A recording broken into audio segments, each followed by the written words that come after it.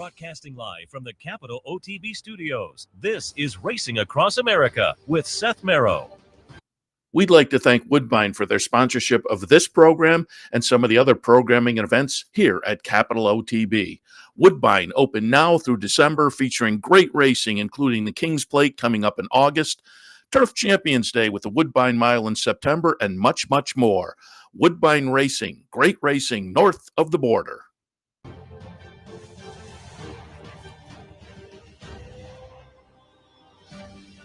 Good morning. Welcome to Racing Across America on this Saturday morning. Seth Merrow in the studio. Thanks for joining us. We'll get you to Royal Ascot momentarily, as they're a couple of minutes away from race number 2. Let me set you up. After the race, we'll be joined by Dick Powell. Dick's always great for international racing. And coming up, the third race at Royal Ascot today is the QE2 Jubilee, a Group 1 event. And so we're going to take a look at that with Dick and more. A little bit later on, Ellis Star, national racing analyst from Equibase. Take a look at the upcoming Ohio Derby later today at Thistledown. So should be a fun morning here on Racing Across America. But again, let's set you up for this second at Royal Ascot. The Hardwick, they're going a mile and a half on the grass. Well, obviously on the grass. I have it 7, 8, 9. I have handicapper support in my head. Clearly it's on the grass. 7, 8, 9, and 2. Isle of Jura. Middle Earth, I would expect.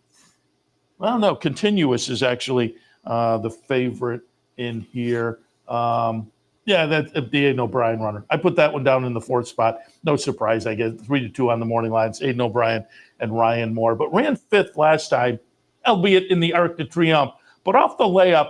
Now, over in Europe, the layoffs don't seem to be as much of a concern.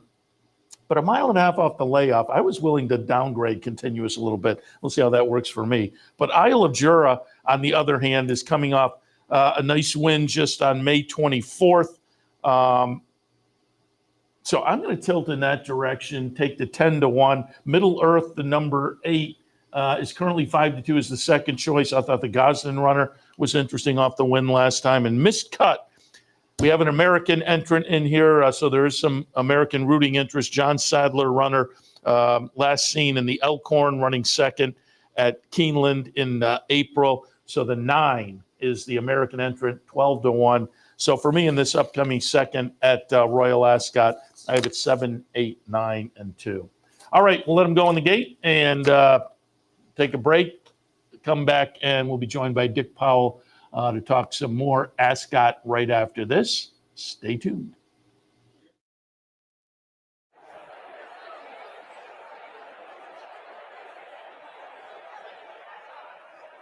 Missed the Cut has gone in. And then Desert Hero and Tom Marquand.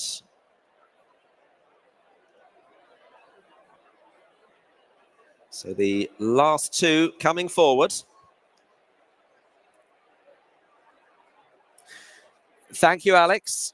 Last one going in is Crypto Force. Crypto Force completing the line. And they're off and running in the Hardwick Stakes over a mile and a half, and going into the lead early on.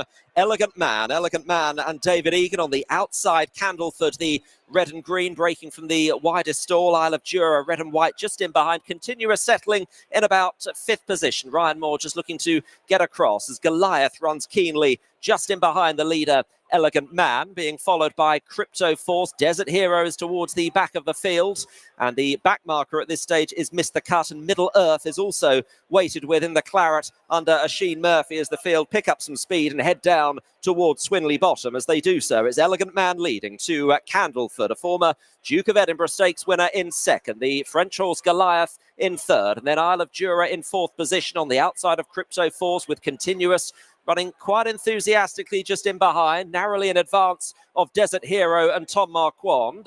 And then Middle Earth, and the back marker is John Sadler's Missed the Cuts. As the field, they've turned right-handed, heading inside their final 7 furlongs and running towards halfway here. Pace looks reasonable. It's set by Elegant Man.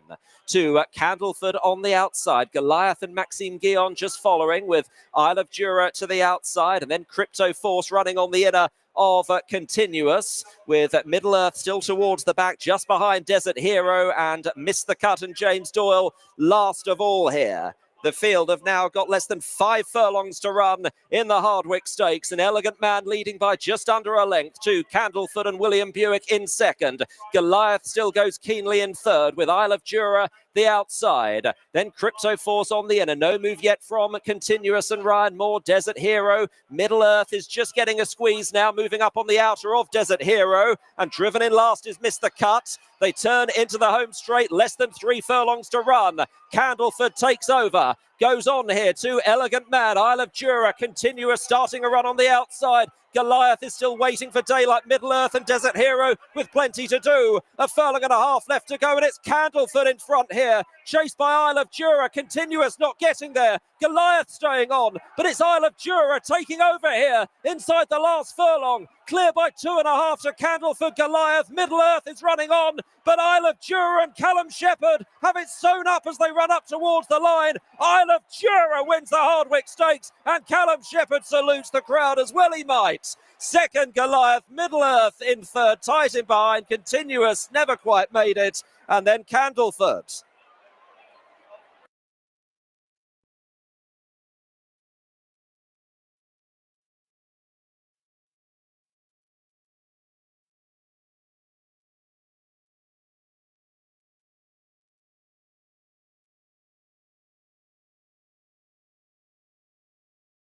Oh, it's just taking that all in.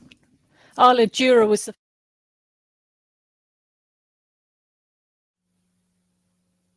Haven't signed up for a Capital OTB account yet?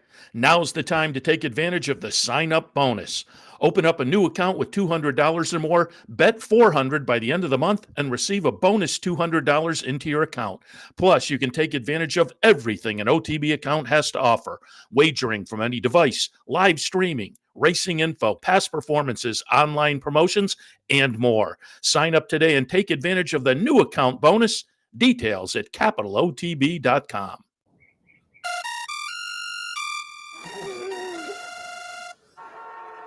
Come on. I want sales reports on my desk by Monday. Oops. My bad. Love racing? RTN brings you every live simulcast on your home television, plus live video streaming and race replays on your PC and mobile devices. To order, visit rtn.tv. RTN, a breed apart. Birdstone is an outside front. They're coming down to the finish. Can Smarty Jones hold on? Here comes Birdstone. Birdstone surges past. Birdstone wins the Belmont Stakes. But here comes High Chaparral. High Chaparral, the defending champ, to take it to Paul. These two arch rivals head to head with Joe Hart bearing down on them. It's going to be a 3-horse photo finish to the turn. Here's the wire. Photo finish.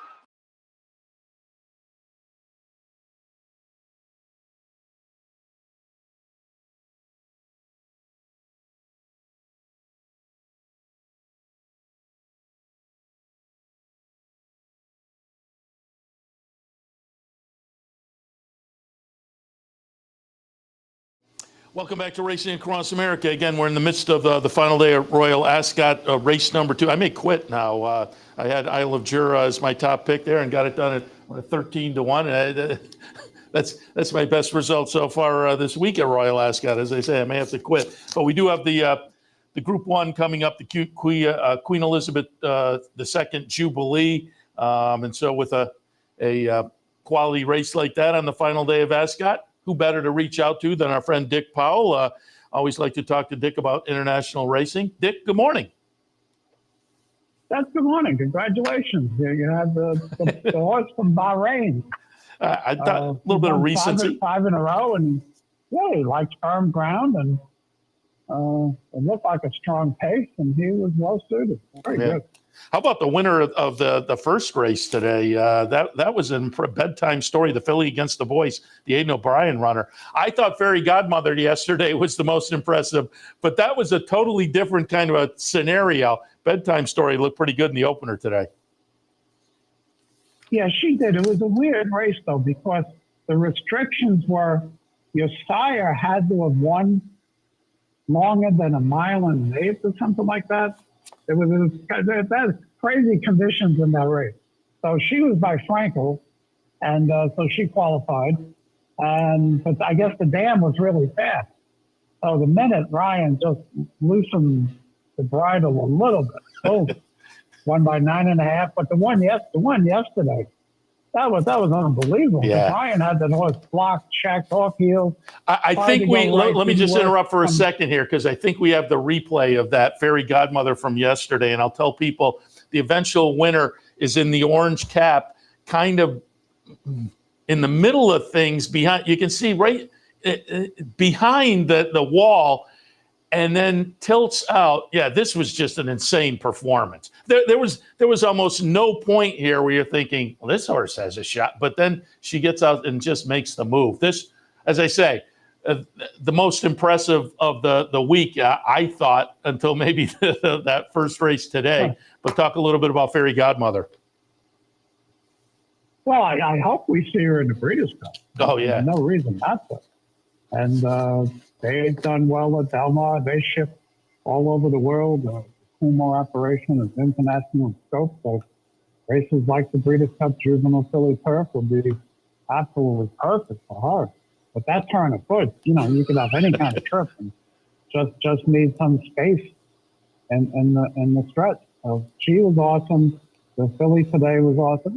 I've had, Aidan O'Brien has had this unbelievable meet. Now he's always expected to do well at Ascot, but he's been doing real well. Like everything he sends out is running great, including Auguste Rodin, who won the Breeders' Cup Turf. He won this week.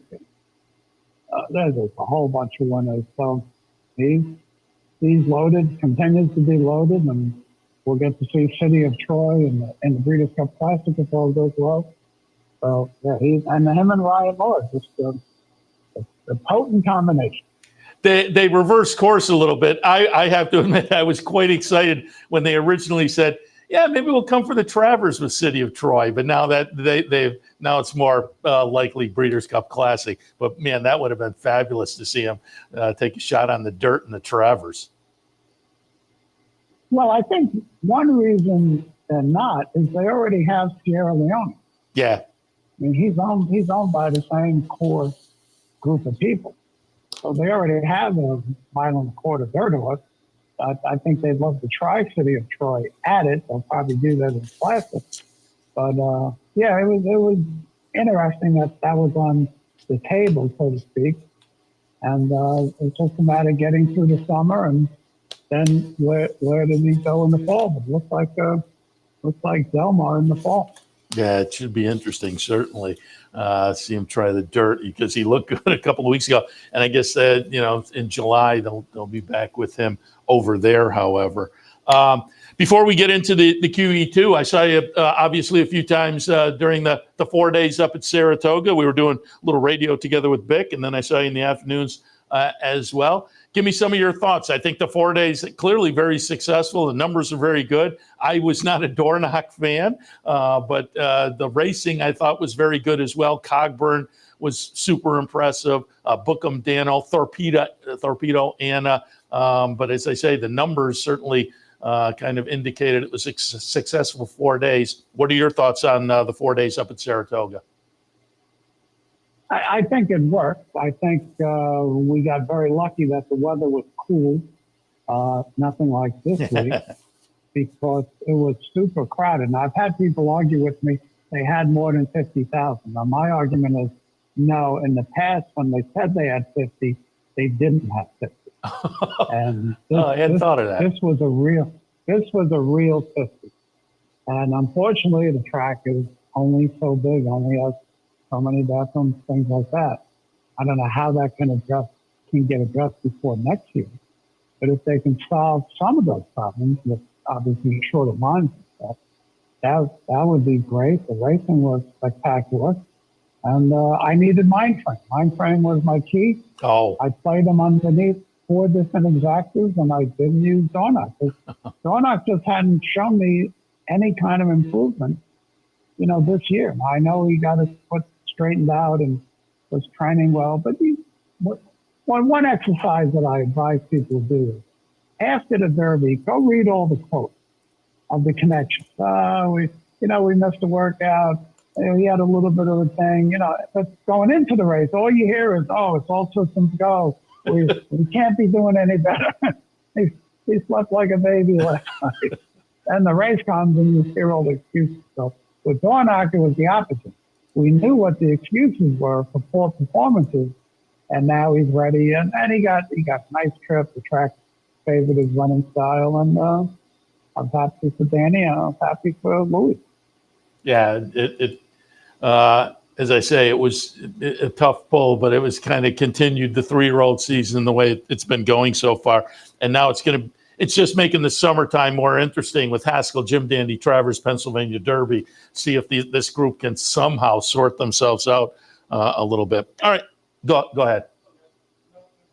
Well, I think the point that you had made with the 21 different winners of the 25 races shows that these 3-year-olds tend to beat each other, which is usually a sign of not mediocrity, but there's no real standouts. So can someone forge ahead? Maybe Dornacher can. He hasn't been used that hard this year. If he's over some of his issues, I thought mind frame was spectacular. And if he doesn't duck out in the stretch, he has a big shot at winning that. Sierra Leone ran great, and you consider the trip he had and the bias he was up against. But Chad talked about previously, saying, I hope Naira gives us a fair racetrack. Well, I don't think he got a fair racetrack. I thought that track was pounded down, steel tight as a drum, to scratch the top of it to make it look like it was Harrod. But that track was nowhere near fair for Chad's running style, and still he's right there. So, yeah, we got good 3-year-olds. Maybe they'll sort themselves out and get the Baffert horses involved better. See what happens. Yeah, it should be, as they say, a fun summer on the 3-year-old side of things. All right, let's jump over to Royal Ascot. And again, the Queen Elizabeth II Jubilee coming up, Group 1 event. On the straightaway, 6 furlong. These races are a lot of fun, too. Sometimes they'll separate out and go to one side or the other of the track. I pulled up a replay of the Duke of York going back to May 15th. Ding-dong battle right to the wire. Millstream, the winner there, and I think Millstream certainly is tough off of that effort. And I'm just going to pull up our odds. Yeah, Millstream currently is the 9-2 choice. But horses like Kinross to me are a little bit interesting. The 2 horses on the inside, including Sartesh, seem a little bit playable. What are your thoughts in the QE2 here? Well, you have to define fun, because yesterday 30 horses going 5 furlongs. That wasn't really fun for me, considering my horses were God knows where. It's challenging. It's been challenging all week. And it only takes, like you had that last race, it's all it takes to make you weak at Ascot. Yeah. You're getting such big prices. Believing is coming back from racing on Tuesday. Philly back in, against Boys, this time going 6 furlongs. I think she has a shot. Art Power, those horses always run well. Didn't run well in this race last year, but seems to be sneaking back into good form. The ground is firm, so any concerns about the ground going into this week were dashed with the weather they've had. It's kind of hot, and today more sticky.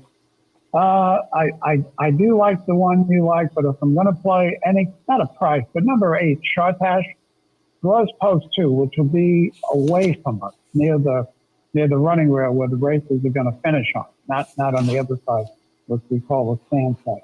So he breaks from post 2. He's had a couple starts this year. Doesn't have the back class of the others. But now he's coming in good form, and I think sometimes that's all it takes to pop up and win one of these races at a price. Archie Watson, James Doyle, good connections there. So I'll see what number 8 Chartash can do in the Queen Elizabeth II Jubilee. And for folks who aren't familiar with the wagering, how do you play these races? Because there are some different types available than we're used to.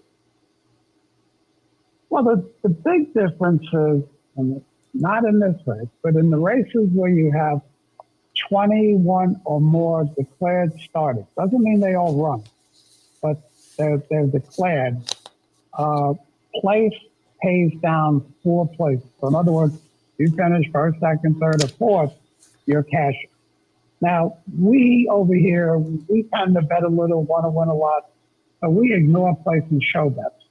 But over there, international racing with big fields, place bets can be really strong. An example I give, Seth, is if you're betting sports and you're getting 3-1 on a underdog, well, that's a tremendous price.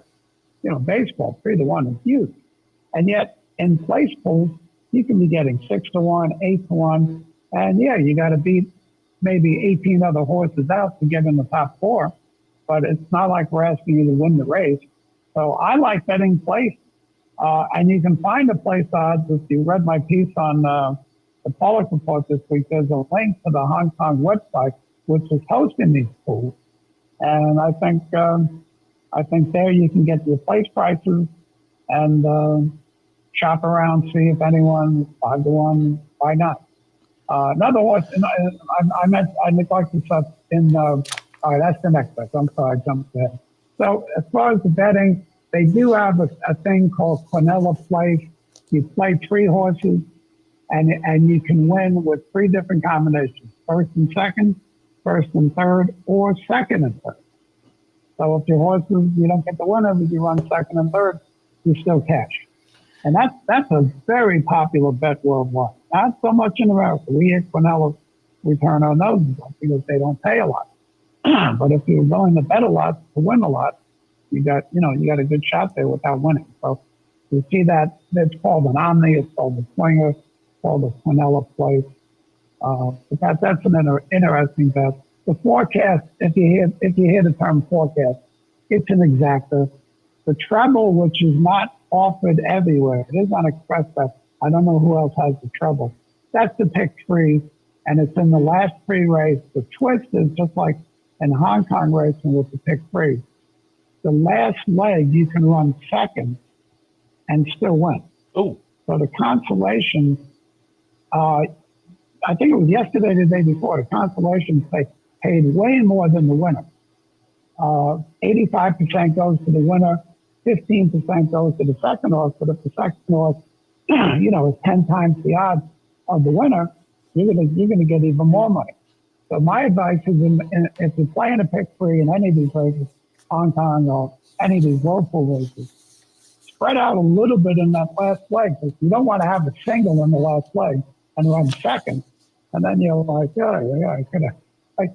I lost because I didn't play it right. So that's a little trick. You'll see that tonight. Tonight we have Hong Kong racing the shots in 4 o'clock in the morning, first post Eastern time, and the last 3 races are the treble, and Steve and I do it every week at Happy Valley. It's a lot of fun. Royal Ascot pick 3 has not been fun. I send Steve a pick 3 every day that he posts, and it's been a bloodbath.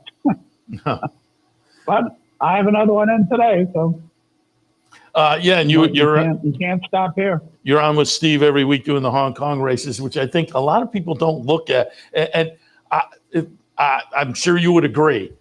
And I don't look at it as much as I should, but the Hong Kong website is just so better friendly as compared to other places around the world. People maybe, if you're a late night person, maybe worth taking a look at some of those Hong Kong races. But again, Royal Ascot, as you mentioned, I went back to the first race as you were talking, because the place price, I thought Brian in the opener today at a big price was a little bit interesting. Ran third. You got $14.80 for running third there. And again, with the big fields, that's what you're going to get. Dick, before we let you go, let's also take a look at the Jersey Group 3 event coming up is race number 4, another straightaway race. Interesting morning line favorite, no surprise, Aidan O'Brien, River Tiber. Hatem, the number 1 is 5-2. They're logical. I thought the other Aidan O'Brien runner, number 19, Rubies and Pearls, 50-1. I'm going to play around a little bit with that one. Maybe I'll do the place on Rubies and Pearls, who showed a little talent last year. Seasonal debut wasn't good this year, but I'll give that one another shot. What did you see in the Jersey? And Aiden also has the 10 Mountain Bear, who raced in the Breeders' Cup, was crazy before the race, and somehow flies home on the outside, gets second, almost wins the race behind Unquestionable. So he's back. He's had one start in the 2000 Giddy, was up the track behind Russell Leon. But, you know, he has backclass, so he's a danger. The horse I'm going with in here is a bit of a price, number 8, Chikuli from Judma. This is the son of Kingman. And, oh, by the way, he's a half to, what's his name? Frankel. So I'll pick Kingman out of the dam of Frankel, who broke its maiden 2 back at Newmarket and then caught soft ground. Excuse me, last time out going a mile, now turns back to 7 and gets past the ground. I think with a little bit of experience he's gotten so far, I think he's sitting on a big race. I like it. 12-1 on the morning line. I'll throw that one in. Dick, appreciate the visit as always. And again, nobody better to talk to about international racing. So appreciate you taking us through some of the Royal Ascot, some thoughts on Saratoga. And I'm sure we will see you again within a couple of weeks up at Saratoga as well. But appreciate the visit this morning. All right, so be good. Appreciate it. Dick Powell, again, taking us through a couple of races at Royal Ascot. And we're about 16 minutes away from that third, the QE2 Jubilee. So we'll take a break. When we come back, we'll be joined by Ellis Star, because some nice racing in this country as well, including the Ohio Derby. We'll talk about that, a couple other stakes on the card today with Ellis right after this. Stay tuned.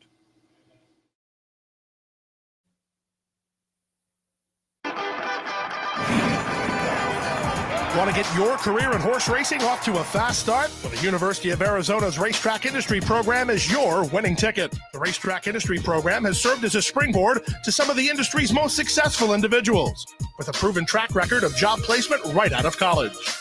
If you want to earn a degree in the exciting horse racing industry, the Racetrack Industry Program can put you in the winner's circle.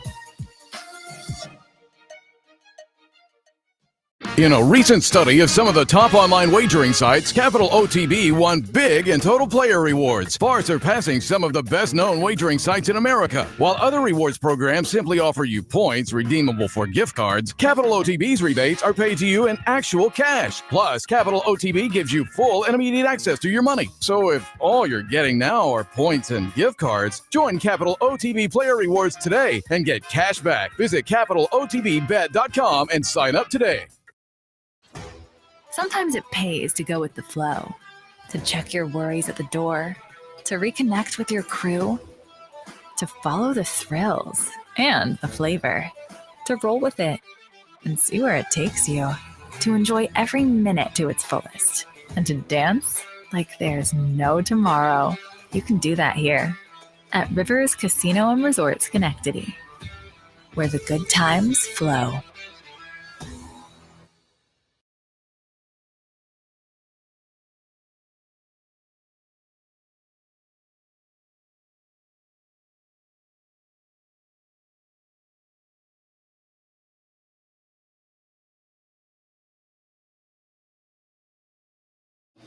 Welcome back to Racing Across America. As promised before the break, joined now by our friend Ellis Star, his Equibase race of the week, the Ohio Derby. So I thought we'd reach out and talk a little bit about that one, the return of Catching Freedom, the likely favorite in there. We'll talk about a couple other stakes as well. Ellis, good morning. Good morning, Seth. Good morning, racing fan.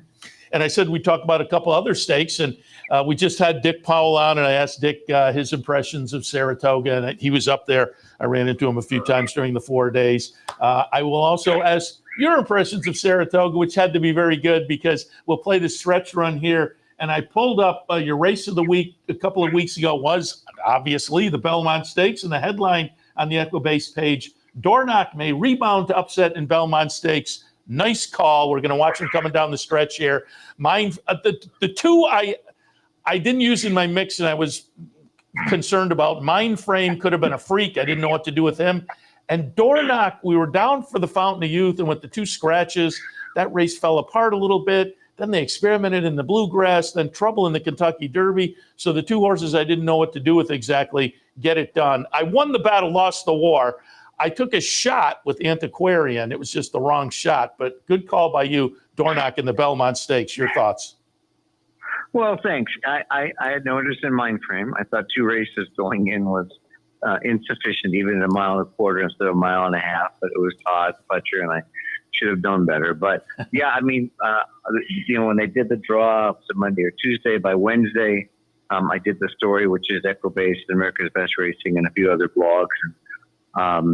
Certainly, I felt all week pretty strong about him. I didn't bet as much as, I should bet more and you have a strong opinion, and I failed at that, but I still did manage to cash nicely. I thought that you could take the Sharpie out and just completely ignore those last 2, the Derby and the Rail, and the Bluegrass, where the plan was to see how he rated. And knowing that Luis Saez is one of the most aggressive riders there is in North America right now, he would go. And the question was whether Jamie Torres would take back on Seize the Gray or not, but it ended up that Jamie Torres did not. But Dornoch sat second, and that just being up close was what he needed to be able to go by. And certainly, I found out later a couple other people liked him a bit, but 17-1 was very nice. It was just a matter of imagining the pace and having it work out. That's really what it amounted to in that race.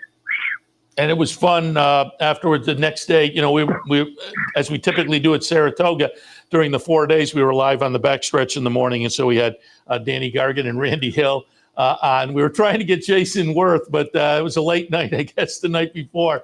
But that winner's circle celebration, and the Jason Worth said all the right things. He's going to be a nice ambassador for the sport going forward with Dornoch over the summer, I would think.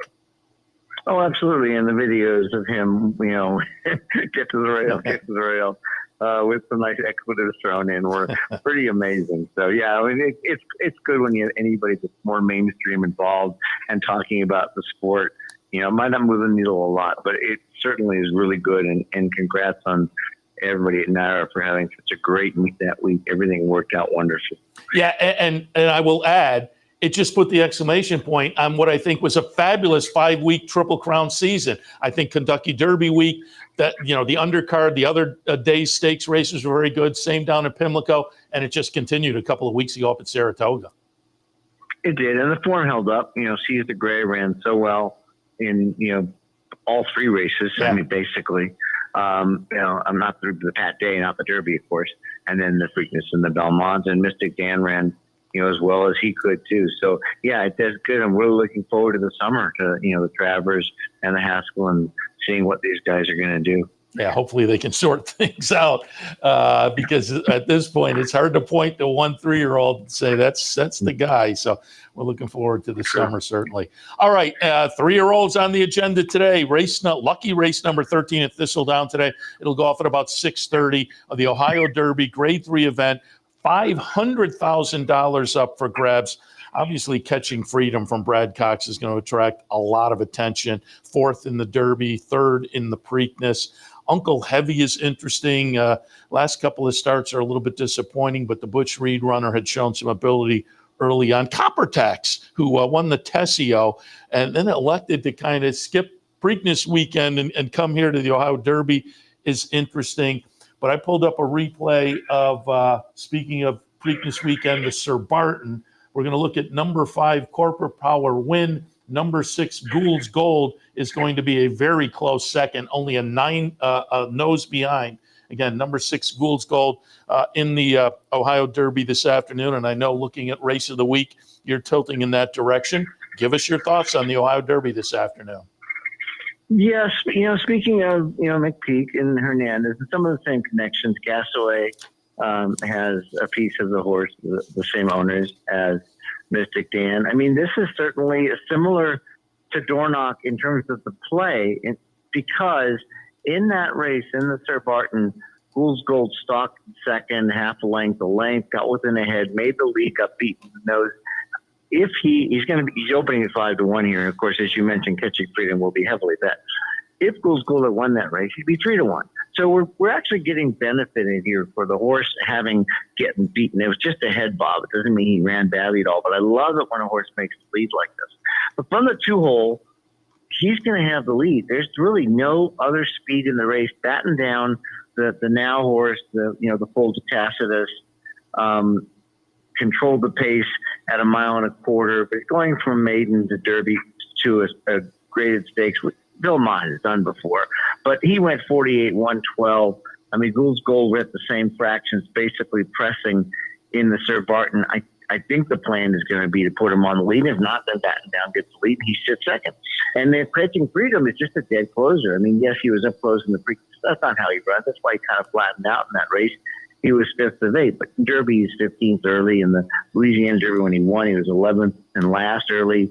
He was 7th of 8. He was 7th of 12 in the Risen Star. You know, he's just a dead closer, and that does put him at a disadvantage because if there is no hot pace, in other words, if Gould goes 24-48 or Batten Down, Catching Freedom's going to have trouble making it up. He did win Louisiana Derby off that kind of pace, but that's unusual to do that. He was an outlier, so to speak, in terms of all races, not just his performances. So Gould's Gold, I think, gets the lead. He certainly has the best echo-based speed figure in the field last out, 103, improving from a 93.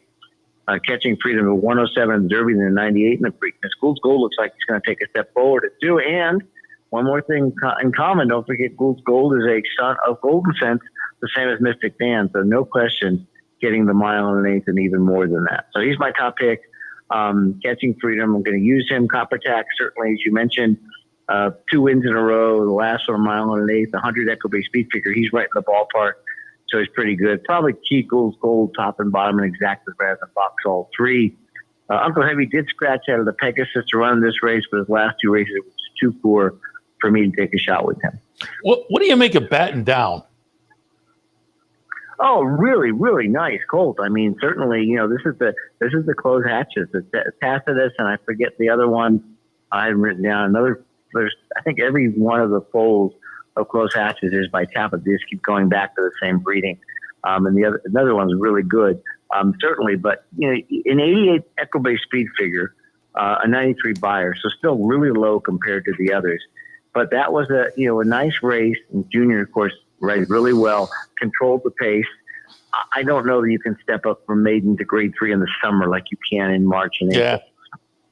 I will say it was a 93 buyer for the maiden breaker, so it was a solid number on the buyer scale. But I kind of agree with you. This is kind of a big ask. I'm going to be interested to see what Batten Down does, however. But a nice little edition of the Ohio Derby. And let me just check our got about 5 minutes to the third at Royal Ascot, so we have time to take a look at race number 12 at Thistledown. The Lady Jacqueline, as usual on big days at these tracks. The undercard is full of some stakes as well. The Lady Jacqueline goes for the Fillies and Mayors, $250,000 at 1 mile and an 1/8.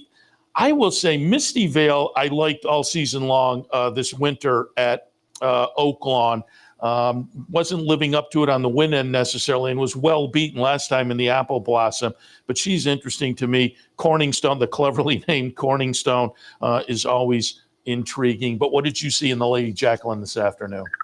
Well, I'm just checking really quick because the horse I like was entered at Gulfstream and she's not scratched. So I got a feeling I'm not going to get what I want here. But 1 second just to make sure if they have the scratch at Thistledown. I was hoping that Safi Joseph shipped his horse Batacuda up, and I should have checked before we went on the air, but I'll just take 1 second to see if she's out. She is scratched. Okay. I thought the Batacuda would have a good shot to wire the field. It looks like really a 2 or 3 horse race. Misty Vale, Musical Mischief, and Corningstone. As you said, you know, you're not going to get the value you're going to get with a horse like Batacuda because Saez was named to ride. But I will give slight preference to Misty Vale. The Apple Blossom, of course, coming out of a grade 1, even though it was in April, was a key race with the Dare Manor coming out, a couple others coming out. The Azeri before that is the one you really have to look at, where she just battled the entire last 1/8 of a mile head-and-head with Tiny Temper and just came up. She was 16-1. You know, using the example we just talked about, Gould's Gold.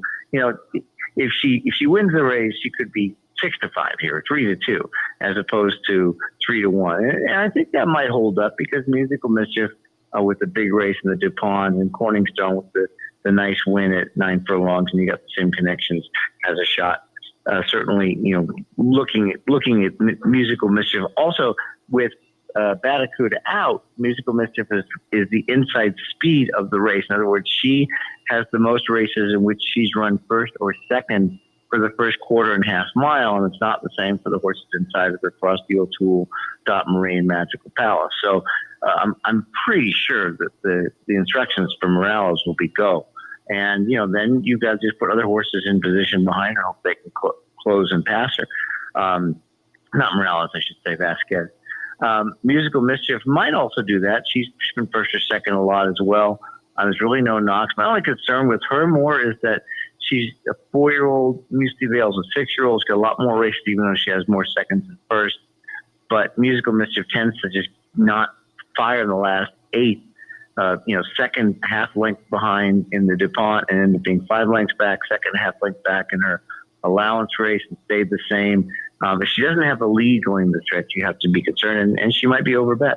And then Corningstone, as you mentioned, just a really tough filly, 6 wins, 5 seconds in 18 races, coming off a nice win with Hernandez, who rides her really well. He rode her to a bunch of races last year, including some in Indiana. She's an Indiana bred, but she's coming up on $500,000, and I think she could be competitive here. So it's going to be 6-5-7, Misty Vale, Musical Mischief, Corningstone into doubles into the Ohio Derby. I'll just toss out one more underneath because they're getting close at Royal Ascot, but I pulled up a replay, and the guys in control can pull it up. Thistledown on the 3rd of this month. Red Hot Lass. It seems like on these days at these tracks, one of the local heroes kind of gets in the mix a little bit. And this horse comes in off a 2-race win streak, ran 5th in this same race last year to Lady Jacqueline, but did it with a number that I think kind of matches up with this group. So I'm just going to toss out Red Hot Lass as maybe one at a price to play around with a little bit this afternoon.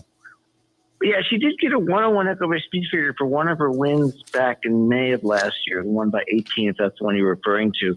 And she's on a good pattern of a layoff and then 6 furlongs and then a mile.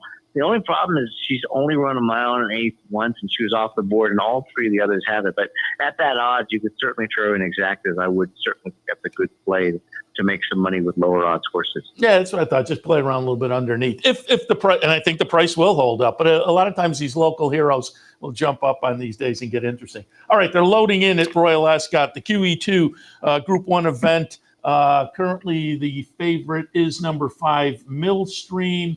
Sartash, the number 8 at 5-1 is certainly intriguing. 7-2, Believing is the co-choice, actually. So the 12 and the 5 are co-choices at 7-2. So we'll take a look at this 3rd at Ascot, come back, and Ellis has a couple more races to look at, Belmont and Monmouth as well. So stay tuned. Queen Elizabeth II, Jubilee Stakes. They're lined up and they're off. Racing in the centre, the grey Art Power away as ever quickly, followed by Swing Along away towards the left. On the extreme left, far side is Shartash in a red cap going forward. Showing speed is Quinault, with Swing Along now taking them along from Quinault and Art Power. And then Shartash over on the far side, chased by Washington Heights. Then Cardem in the centre, alongside Should Have Been a Ring and Vadream. Further back then is Jumby. Mitbahi towards the rear of the field with the Wizard of I Believing in about 6th place. Light blue jacket, dark blue cap alongside Millstream as they head on towards the final 2.5 furlongs. And it's Swing Along on the far side. Shartash further out now. Believing is delivered with a run, followed by Millstream, Quinault, Washington Heights, and behind them Cardem is travelling very well. Last year's winner, a furlong and a half from the finish, and it's Swing Along trying to cling on from Millstream, thrusting at them. Here comes Cardem racing between Believing and Swing Along as they race on up towards the line. 4 in the line. Cardem finishing off best again as he did last year. Cardem getting up from Swing Along, and the 8-year-old Cardem has won the Jubilee 2 years running under Oisin Murphy. This time Swing Along in second from Millstream, the Wizard of I staying on, followed home by Shartash, Believing and Vadream. Jamie deserted him, but Cardem didn't desert a victory, did he? He's come through to deny Swing Along, and in 3rd, Millstream. Well, Cardem, he is an enigma, and he was phenomenal there. Well done to Charlie Hills, who's brought Cardem through again for success. An 8-year-old winning the contest.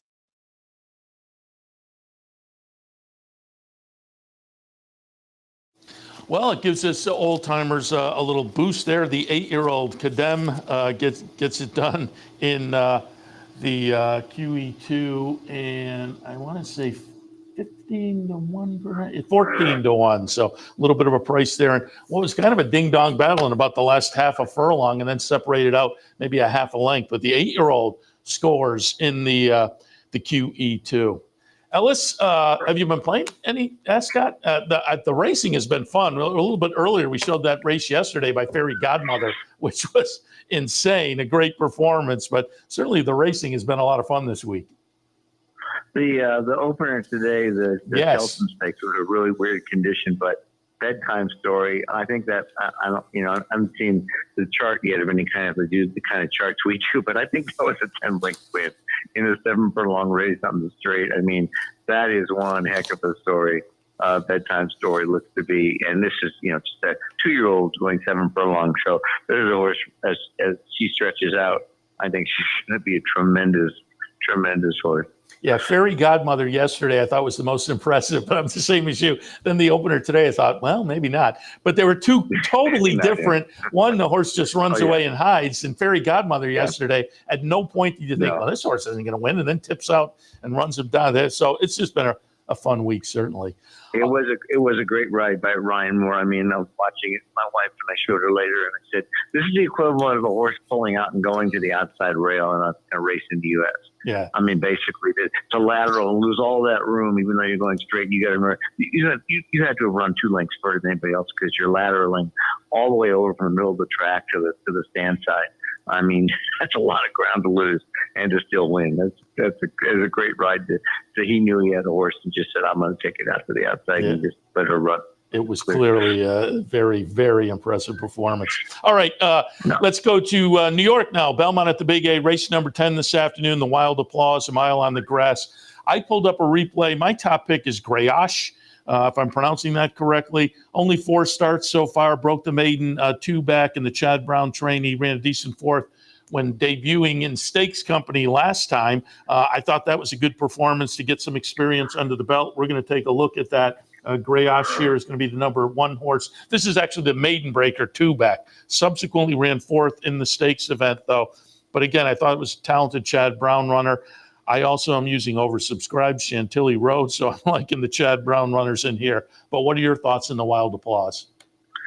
Well, when you get these races at Tyra, sometimes you get 3 Browns. You have to make a decision of what you're going to do. And to be honest, none of the Browns impressed me. I mean, no knock. I mean, certainly Greyache at 9 to 2, you're going to get a lot of value. But, it just wasn't much of a race. No real excuse in the Wonder Again. I mean, improved a little bit off the maiden. Chantilly Road, another one coming off a maiden win and oversubscribed, coming off a second. Now, oversubscribed was second to McCanga, and I was watching some of your colleagues, Andy Sterling and I forget the other gentleman that did something for Blood Horse talking about oversubscribed and the trouble. I watched the race, and this horse is going to be really overbet because she did check hard in that race and came on, but she was no match for McCanga.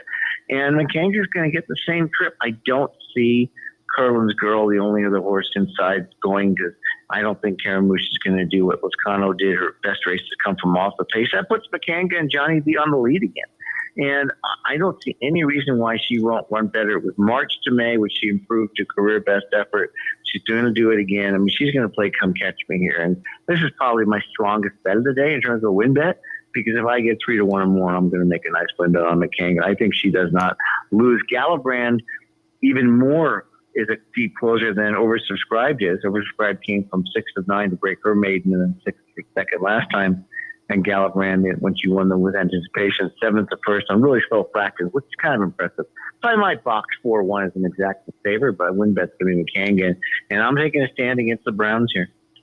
And I didn't use either of your horses, but I completely agree because I did the handicapping show earlier, and I gave the horses I liked, and I said, it's the kind of race I could point to 2 or 3 others. including Makanga and Galibrand, and have just about equal confidence. Galibrand, I'm interested to see because I liked her in the first couple of starts of the career last year up at Saratoga. And now makes the 3-year-old debut. I'm going to be interested to see. Sometimes they can get a break like this and come back improved. I think it's a fun edition of the Wild Applause this afternoon. Also this afternoon, the Goldwood at Monmouth Park, 5.5 furlongs on the turf. This is kind of an interesting field. Beauty of the Sea, 7-2 on the morning line, comes in some good form. Graham Motion has Queen of the Mud, and Graham has just been on a little bit of a tear, it seems like, over the past few weeks. So that one's interesting. Fra Diablo at maybe a little bit of a price is intriguing to me for Mike Maker. But how did you see the Goldwood? Well, again, this is, and I hadn't seen the morning line, so thanks for pointing that out. I'm more happy than I was before, especially since that horse I liked in the way Jacqueline got scratched. I got Freedom Speaks on top. And I just looked, and she's 10-1. The 7 horse here. This is a very good filly. She broke her maiden at 5 on the Poly or the Tapeta at Gulfstream. She won. She was second in the stakes. Next time out to a nice horse named Last Leap. She changed barns to D'Angelo after a couple months off, and she went to Saratoga, and she won allowance, and then she shipped to Kentucky Downs, and she won the Music City, $500,000 last year. She was only 5-1 in that race, which is a really nice race for 3-year-old fillies. Put her on the dirt in the Raven Run, tossed it. It's dirt. She's not dirt. She came in second in the game face, but she's an all-weather and turf horse. Again, off October. This is back 22 to 23. She's off. She moved to Englehart's barn. Not D'Angelo. Actually, it was D'Angelo. It was Spatz and then Englehart and then Darian Rodriguez. Now she's off from April of 23 to now, but it's a sprint. So I'm not worried about the layoffs. Lots of works every 7-8 days, May 24th, May 31st, June 8th, for D'Angelo, who's a really good 20% trainer. She's 2 for 2 sprinting. She again broke her maiden and had the allowance at Saratoga. She's proven at the level. Certainly having won a $500,000 race, and she's 12-1. I think she stays close to the pace, and she gets a lot of pace to chase here by there with Basarati as a need to lead type. Frau Diablo is a need to lead type, and for Shoshana. So 3 horses going mano a mano, or whatever the equivalent is for Billy's mares, probably 22-44. And Freedom Speaks to get up. Going to use Beauty of the Sea, absolutely. Going to use All That Magic, absolutely, 6 for 12. She won a race on the turf last year at Monmouth, wire to wire. But she had come from off the pace since then. She's learned her rate. So it's going to be 7-2-10.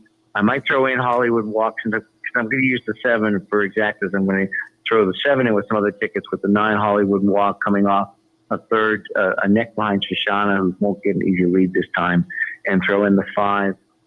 Queen of the Mud, you mentioned, who also I think will win. So it's going to be basically going to key the 7 with a 2, 5, 9, 10, and then box those 3, the 7, 2, 10. But I really like Freedom Speaks here at double digits, hopefully. I like it. Ellis, as always, appreciate the conversation. Ohio Derby, interesting today in a 3-year-old season where we're looking for some definition. I don't know if today is going to help that definition, but it will help to make the summer more interesting, as we've kind of talked about earlier. Yep. Haskell, Jim Dandy, Travers, Pennsylvania Derby, I think are going to be a lot of fun this year to sort things out. But 3-year-olds on the scene with the Ohio Derby, your Equibase play of the day. We appreciate the conversation on that and the other stakes and the conversation overall, and we will talk again. Thank you, Seth. I hope everybody has a great day, and going to be looks like fast and firm around the country. So have some fun. Well, appreciate it. Ellis Star, national racing analyst for Equibase. You can find him there on Twitter and beyond. So check out Ellis each and every week. Before we wrap up today, do want to remind you, I mentioned it earlier, there are some mandatories coming up this week. At Gulfstream, there's a mandatory in the Rainbow Six today. So keep that in mind. Today, mandatory in the Rainbow Six. Tomorrow at Woodbine, there's a mandatory in the High Five. So today, Rainbow Six at Gulfstream mandatory. Tomorrow, High Five at Woodbine mandatory. I pulled up. I don't think technically it is for stats purposes a separate meet. I think it's. I'm going to have to check with somebody. I asked a couple of people, but it was unofficial 2 weeks ago at Saratoga, and they said no. The results up at Saratoga will be, as far as trainer and jockey and owner, will be put into the Belmont at Aqueduct meet essentially. But I have to find that out for sure. Because if you go to Equibase, you can pull out the 4 days at Saratoga. And I just thought it was interesting to take a closer look at the 4 days at Saratoga, trainer and jockey, and parse out, the leader for the 4 days. On the jockey side, Irad Ortiz, he had 8 wins over the 4 days. Flavian Prat with 6. Junior Alvarado and Manny Franco each had 4. There were a group with 3 wins: Jose Ortiz, Joel Rosario, and John Velasquez. Oh, and Javier Castellano as well with 3. Luis Saez had a couple. But again, it was Irad Ortiz with 8 over Flavian Prat with 6 over the 4 days of Saratoga, Belmont at Saratoga. On the trainer side of things, it was Chad Brown. Chad Brown with 5 wins. Todd Pletcher and Bill Mott each had 4. Christophe Clement 3. Brad Cox and George Abreu each with 2, as did Jim Bond, had a couple as well. Danny Gargan with only 1. It was the Travers. So you're going to get 1 over the 4 days. Why not pick up the Travers? So Charlie Appleby with 1 as well. But Chad Brown, a 5-win lead over Todd Pletcher. A total of 5, a 1-win lead over Todd Pletcher and Bill Mott, who each had 4. So again, I just thought it was interesting, that the 4 days to kind of parse it out and see who did what, and because how often do you get a 4-day meet like that? And it's a 4-day high quality 4 days like that with lots of stakes action and whatnot as well. Speaking of which. Now I'm curious, the Danny Gargan stat. Yeah, with the 1 win, Chad Brown also on top on earnings with 1.3 million, but Danny Gargan with only the 1 win, it's the Travers 1.2 million. So he was second in the earnings there. I also pulled up when I was looking last night because there's about a week left, and this Churchill meet's always a lot of fun. And so on the standings there, I think with a week left, the trainer side of things, Steve Asmussen has just been on a little bit of a roll in recent days, week or so going back. There was a string there where I read the numbers actually. He just put together a string of 3 or 4 days that were kind of crazy. But he has a clear lead, again, with about a week left, a little over, it'll close a week from tomorrow. So a little over a week left at Churchill. Asmussen with 30 wins, Brad Cox with 20, Mike Maker with 16, Joe Sharp and Greg Foley each with 10. So it's a 10-win lead, Asmussen over Brad Cox with a week left. On the trainer side of or on the jockey side of things, this might get interesting. Early on in the meet, Jose Ortiz, now that he's made that move down to Kentucky, he was in the lead for a while, but Tyler Gaffleone always does well down there in Kentucky, and he is now retaking the lead. Tyler Gaffleone with 40, but with 8 days left. Well, with a racing ending in 8 days, it's only a 5-win lead. We'll see how it plays out. That's a fairly significant lead, but again, things could change. Jose Ortiz second with 35.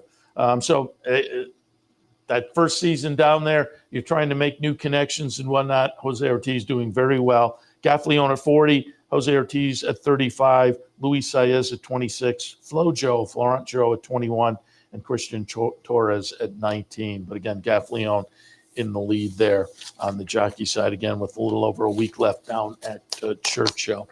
All right, I'm going to wrap it up for Racing Across America on this Saturday morning. Oh, let me remind you of what's coming up, because today here at the Clubhouse Racebook, double promo day, match bet promotion and exacta board.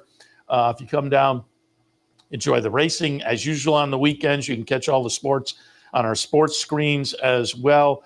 And grab a little lunch with Black Bear, our food vendor here. Relatively new, kind of kicked off just before the Derby. Great menu and great food down here as well. Clubhouse Racebook, double promo day today, 711 Central Avenue in Albany. And don't forget, coming up on Monday, normally we're not on the air with OTB Live on a Monday afternoon, but this Monday, a couple of stakes races out at the Finger Lakes. So we're going to hop in the car in the morning and go up the Thruway live from the Finger Lakes all afternoon with OTB Live on the road, looking at those stakes races. And we'll be joined by Todd Height, and certainly the Big A, Anthony Stabile, will jump in with us for a little bit as well. Should be fun. Finger Lakes road trip coming up on Monday, and we'll be live here on the network all afternoon with cut-ins. All right. Speaking of live all afternoon, we'll be live here all afternoon, about an hour and a half or so, 12:35 post time in New York, 12:45 in Kentucky. There'll also be some more great racing action here on the network. And don't forget, there's the Ohio Derby today, a little bit later on at Thistledown, with a nice undercard of stakes as well. But the Ohio Derby going off at about 6:30 this evening, Catching Freedom, the likely favorite there. As again, the 3-year-olds try to sort themselves out. I said earlier, I don't think this is going to help sort anything out. That said, Catching Freedom, there are now 4 4 3-year-olds that have put together a couple of stakes wins so far this season. Encino, I don't think anybody is saying Encino's flirting with the 3-year-old championship at this point. The other ones are Mystic Dan, Sierra Leone, with the Travers 5, because Dornock now with the Fountain Youth and the Travers. But Catching Freedom was also one of those. He had the Smarty Jones and the Louisiana Derby. So, he would put a third kind of stakes win on the resume. It's a grade 3, but that would be something to take a look at and consider. A win here. And clearly, he's going to have to aim for something a little more prestigious in the summer. Travers, Pennsylvania Derby, maybe see where they go to solidify things. But he's sitting in a spot where he could make things, I suppose, a little bit interesting with the win this afternoon. So again, all of that coming up a little bit later on, including OTB Live, as I say, in about an hour and a half, where we'll take some live looks at all that action as the afternoon progresses. All right, going to wrap it up. Seth Merrow here in the studio, Racing Across America on this Saturday morning. Hopefully we gave you some good ideas. Don't forget Royal Ascot continuing as well throughout the morning and into the early afternoon on their final day of racing. So enjoy that in the meantime. But I'm going to step back and be back in, as I say, about an hour and a half or so with OTB Live for a Saturday afternoon. So we'll see you then. We'd like to thank Woodbine for their sponsorship of this program and some of the other programming and events here at Capital OTB. Woodbine open now through December, featuring great racing, including the King's Plate coming up in August, Turf Champions Day with the Woodbine Mile in September, and much, much more. Woodbine Racing, great racing north of the border. You're watching OTB TV, a service of Capital Off-Track Betting.